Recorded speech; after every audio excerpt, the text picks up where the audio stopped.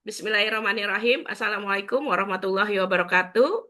Segala puji bagi Allah Rabb semesta alam yang telah melimpahkan nikmat iman dan Islam kepada kita. Salam salawat kepada Nabi Muhammad SAW beserta keluarganya, sahabat-sahabatnya, dan semoga kita termasuk umatnya sampai hari kiamat nanti yang ditunggu di Telaga Kausar.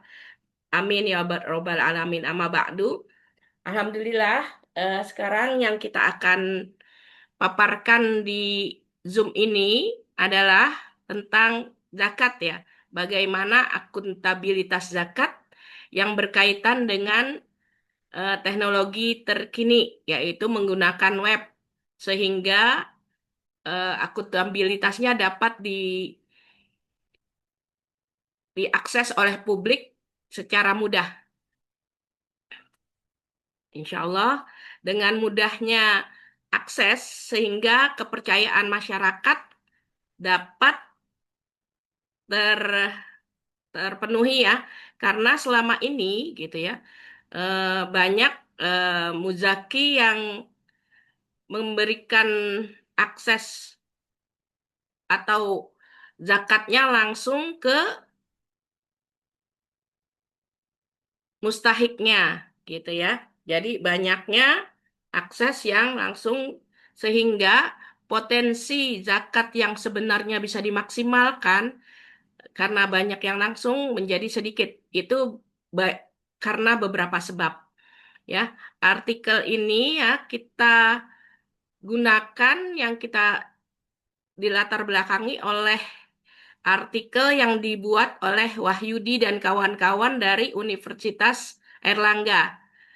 Kelompok 6 ini akan memaparkan sedikit tentang artikel tersebut ya dengan berbasis hasil penelitian dari Wahyudi dan kawan-kawan. Anggota kelompok ini terdiri dari Laili Yunita, Hajar Fatimah, dan Zikri Hanafi. Alhamdulillah kami telah merampungkan dan mudah-mudahan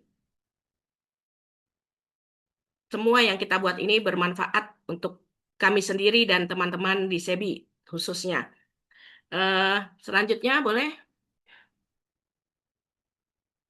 Eh, ini tadi ya judulnya yang Accountability Practice Based on Zakat Institusional Website in Indonesia oleh Muhammad Wahyudi, Sri Hariningrum, Ririn Triratnasari.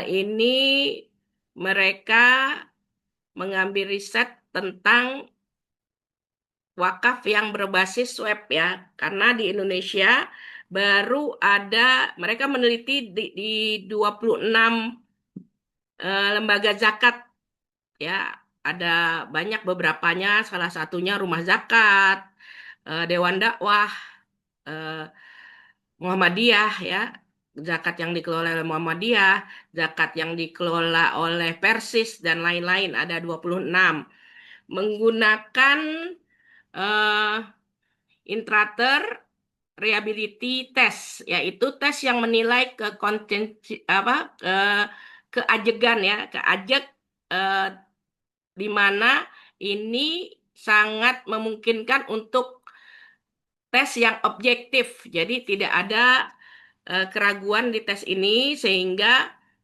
tapi memang kenyataannya dari hasil tes ini sangat rendah walaupun sudah menggunakan web, tapi animo masyarakat untuk mengakses web yang ada itu sangat kecil. Kemungkinan gitu kalau kami ya di luar hasil penelitian, kemungkinan yang menggunakan zakat itu saya sendiri sebagai pengelola pesantren usia emas ya, warga senior, penggunaan akses internet itu sangat rendah untuk orang-orang yang di atas umur 55 ke atas gitu aja. Mungkin karena muzaki di Indonesia mayoriti adalah orang-orang yang memang eh, di atas usia tersebut gitu ya. Jadi zakat maupun wakaf aksesnya sangat kecil, mereka melihat-lihat melalui web.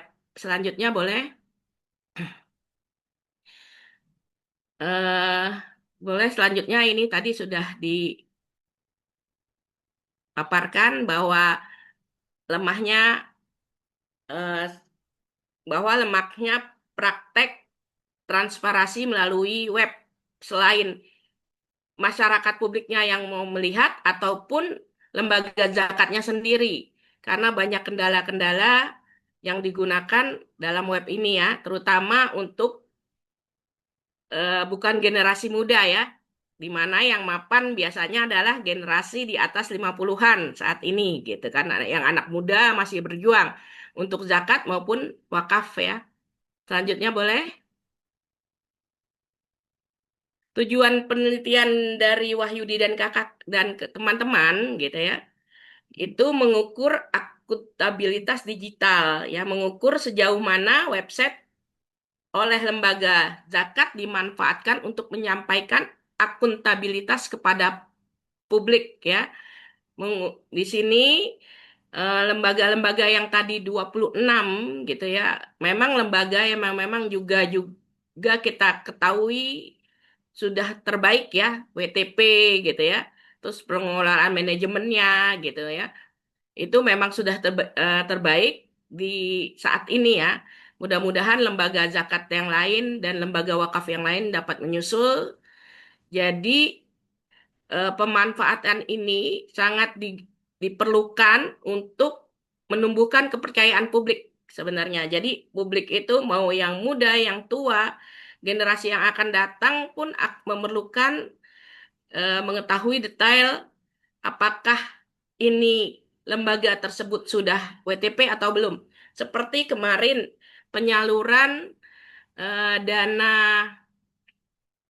musibah di Sumatera. Saya karena lagi sibuk gitu, yayasan saya Cahaya Penak Emas mengumpulkan dana itu dalam sepekan 33 juta lebih sekian. Cuma saya nggak lupa mengalihkan, misalnya memberikan zakat kepada ini, kepada ini, kepada ini. Cuma alhamdulillah gitu ya. Mereka walaupun lansia gitu, rata-rata manajemen kami lansia, ada beberapa aja yang muda yang membantu IT-nya, itu punya ide melihat lembaga mana nih yang udah WTP selama 2 tahun berturut-turut. Akhirnya jatuhlah di rumah zakat, mereka kirim dana tersebut. Jadi dari kejadian tersebut kita bisa mengambil kesimpulan bahwa penggunaan website ini sangat penting untuk lembaga wakaf atau zakat yang lainnya sehingga kepercayaan publik bisa tumbuh, tumbuh trust yang lebih gitu ya. Terus penggunaannya juga, penelitian ini mengukur kualitas penggunaan informasi.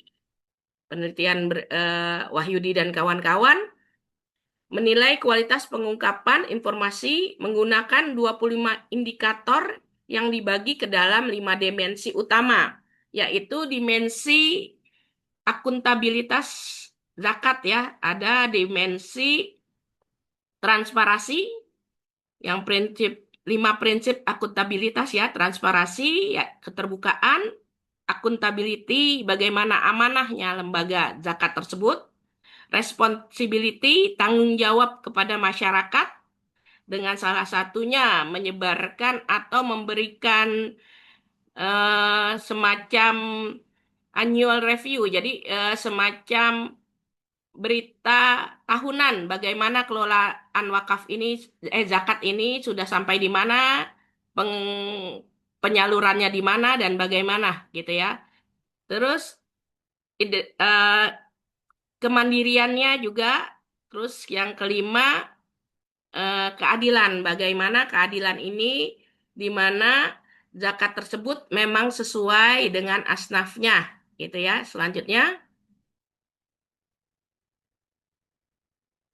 metodologi penelitian yang digunakan dalam karya jurnal tersebut melalui pendekatan kualitatif dengan teknik analisis konten.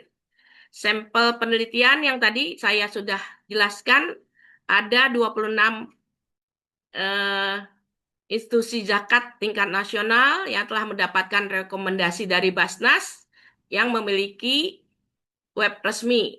ya. Tadi pengukurannya juga melalui indeks akuntabilitas berbasis website, mengacu pada dimensi yang tadi sebelumnya saya sudah jelaskan ya. Transparansi, akuntabilitas, responsibilitas, independensi, dan keadilan. Total di indikator indikator untuk penelitiannya Wahyudi dan kawan-kawan ada 25 indikator yang akan kami jelaskan mungkin dari pertanyaan segala macam nanti dari rekan-rekan di SEBI yang ingin bertanya. Karena keterbatasan waktu mungkin kita hanya menyebutkan seperti ini, untuk detailnya nanti kita bisa jelaskan kemudian. Dari tadi menggunakan Inter-Rater Reliability Test ya. Jadi dengan 3 penilaian dengan tes ini gitu ya, eh, menghasilkan konsistensi di atas 95%. Jadi ajebnya itu nggak berubah-ubah dari hasil A, ketika dites lagi pada kesempatan B, hasilnya juga tetap sama. Selanjutnya C juga tetap sama. Penelitian ini digunakan untuk meneliti lebih di 3 kali dari penelitian ya, lebih dari 1 kali, 2 kali, 3 kali digunakan Inter-Rater Reliability Test ini. Begitu saja, insya Allah bisa dilanjutkan oleh Ustadz Zikri. Silahkan. Baik, Masya Allah. Terima kasih Jinda Laili Usman. Bismillahirrahmanirrahim. Assalamualaikum warahmatullahi wabarakatuh. Izin saya akan melanjutkan eh, hasil review kami daripada jurnal yang berjudul Wahyudi 2021 terkait accountability practice based on zakat. Baik, pada pada metode penelitian yang disampaikan Laili tadi, kemudian dapat kami simpulkan ada 4 hasil dan berikut pembahasan. Dari 4 itu, eh, sebelumnya ini di nextkan dulu Bu Hajar, atau ini masih, oh sebelumnya, sorry. Baik, eh,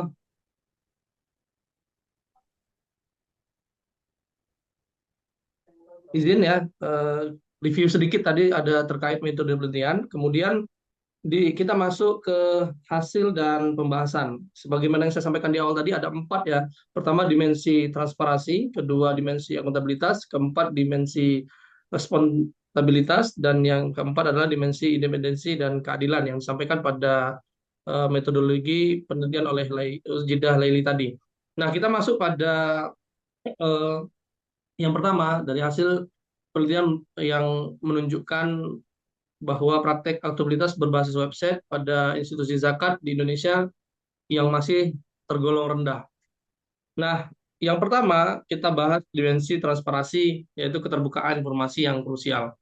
Dimensi ini berfokus pada seberapa terbukanya lembaga zakat dalam membagikan informasi kepada publik. Nah, ini cakupannya adalah laporan penerima dan penyaluran dana, serta data-data muzaki maupun mustahik, serta fasilitas tanya jawab, dengan skor transparansi 43%. Angka ini tentu menunjukkan bahwa transparansi masih jauh dari ideal dalam praktik pengungkapan informasi di website lembaga zakat. Jadi, dari jurnal ini, lembaga zakat yang dilakukan memberikan hasil skor transparansi itu masih di 43% di data website. Tetapi ini bukan berarti setiap lembaga kemudian tidak memberikan transparansi yang jauh ya. Tapi hanya saja kelemahan yang kita bahas di sini adalah informasi di website lembaga tersebut. Yang kedua, dimensi akuntabilitas, yaitu laporan online yang belum memadai. Dimensi ini mencakup Dewan Pengawas Syariah, kode etik organisasi, dan audit eksternal dan kebijakan dalam keuangan. Skor akuntabilitasnya ada 34%. Skor ini cukup rendah yang mengindikasikan bahwa akuntabilitas belum sepenuhnya terwujud dalam laporan informasi yang disediakan secara online. Next, yang ketiga, dimensi responsibilitas, yaitu tantangan kepatuhan dan inovasi. Fokus dimensi ini adalah pada kepatuhan terhadap regulasi dan pelaksanaan audit internal. Skor responsibilitasnya adalah 27%, yang menunjukkan bahwa lembaga zakat belum secara efektif menunjukkan tanggung jawab operasional yang mereka melalui platform website. Yang keempat, dimensi independensi dan keadilan, pilar kepercayaan yang kuat. Independensi manajemen informasi mengenai independensi manajemen jelas tercatat di semua website menunjukkan profesionalisme. Yang kedua, kesempatan yang adil, informasi mengenai independensi manajemen jelas tercantum di semua website yang menunjukkan profesionalisme. Skor independensi dan keadilan 100%.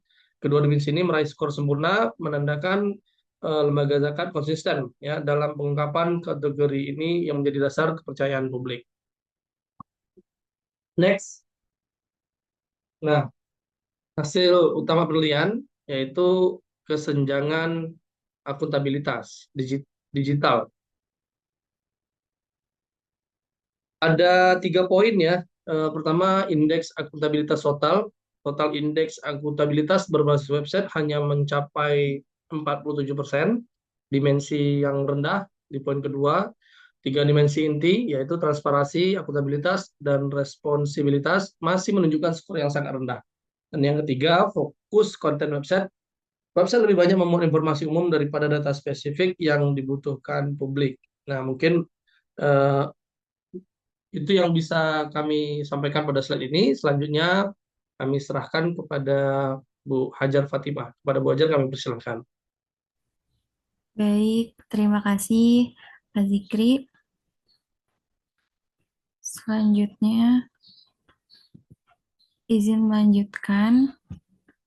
Sebentar. Selanjutnya ada kesimpulan. Kesimpulan dari artikel ini yaitu website belum maksimal sebagai sarana akuntabilitas. Akuntabilitas berbasis website lembaga zakat di Indonesia masih tergolong rendah. Website belum dimanfaatkan secara maksimal sebagai sarana transparansi dan pertanggungjawaban yang efektif. Bisa dilihat dari laporan yang belum konsisten ditampilkan, kemudian informasi audit yang seringkali tidak lengkap, kemudian ada indikator kinerja yang jarang dipublikasikan, kemudian ada data penerima manfaat yang eh, informasi detailnya minim gitu. Selanjutnya masuk ke pembahasan kelebihan artikel. Kelebihan yang pertama, yaitu topik relevan dan kontekstual. Nah, artikel ini membahas akuntabilitas institusi zakat berbasis website yang sangat relevan dengan perkembangan teknologi informasi dan tuntutan transparansi publik, khususnya dalam pengelolaan dana zakat di Indonesia. Kemudian kelebihan selanjutnya ada indikator akuntabilitas cukup komprehensif. Artikel ini menggunakan 5 dimensi akuntabilitas. Yang pertama, ada transparansi, yang kedua ada akuntabilitas, yang ketiga ada responsibilitas, yang keempat ada independensi, dan yang kelima ada keadilan. Nah, dengan total 25 indikator, sehingga memberikan gambaran yang relatif menyeluruh tentang praktik akuntabilitas berbasis website. Kelebihan selanjutnya ada uji reliabilitas yang kuat. Nah, artikel ini menggunakan penggunaan intern rater reliability test dengan tingkat konsistensi di atas 95% menunjukkan bahwa instrumen penelitian cukup andal dan hasil penelitian relatif objektif. Kemudian yang terakhir ada kontribusi empiris bagi pengelolaan zakat. Nah, hasil penelitian memberikan bukti empiris bahwa pemanfaatan website oleh institusi zakat nasional masih belum optimal sehingga dapat menjadi dasar evaluasi bagi praktisi dan pembuat kebijakan. Selanjutnya, ada keterbatasan artikel.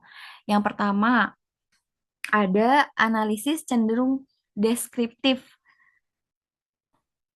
Nah, pembahasan hasil penelitian lebih banyak memaparkan skor dan persentase tanpa analisis kritis yang mendalam mengenai penyebab rendahnya akuntabilitas berbasis website. Kemudian yang kedua, keterbatasan artikel ini ada penilaian kualitas informasi belum diperhatikan, yaitu sistem scoring 1 dan 0 hanya menilai keberadaan informasi, bukan kualitas, kedalaman, atau kejelasan informasi yang disajikan di website, sehingga berpotensi menimbulkan bias penilaian. Kemudian keterbatasan yang ketiga ada ketergantungan pada data sekunder. Penelitian ini hanya menggunakan data dari website tanpa wawancara atau observasi langsung, sehingga tidak mampu menggali kendala internal, strategi organisasi, atau alasan tidak diungkapkannya informasi tertentu, gitu. Dan yang terakhir, keterbatasan artikel ini yaitu dimensi independensi dan keadilan terlalu normatif. Mengapa? Yaitu skor 100% pada kedua dimensi ini terkesan kurang kritis karena indikatornya mudah dipenuhi melalui pernyataan umum tanpa verifikasi apakah praktik tersebut benar-benar dijalankan. Nah, kemudian terakhir kesimpulan secara menyeluruh sebelum ditutup, artikel ini memberikan kontribusi penting dalam kajian akuntabilitas lembaga zakat berbasis website di Indonesia. Meskipun demikian, penelitian ini masih memiliki ruang pengembangan, terutama dalam pendalaman analisis kritis, pendekatan metodologis yang lebih komprehensif, serta penguatan implikasi praktis. Artikel ini sangat layak untuk dijadikan referensi awal. Namun, perlu dilengkapi dengan penelitian lanjutan untuk memperoleh pemahaman yang lebih utuh mengenai akuntabilitas institusi zakat. Demikian presentasi dari kelompok 6, dari kami, kelompok 6. Semoga bermanfaat. Kurang lebihnya mohon maaf. Terima kasih atas perhatiannya. Wassalamualaikum warahmatullahi wabarakatuh. Waalaikumsalam warahmatullahi wabarakatuh.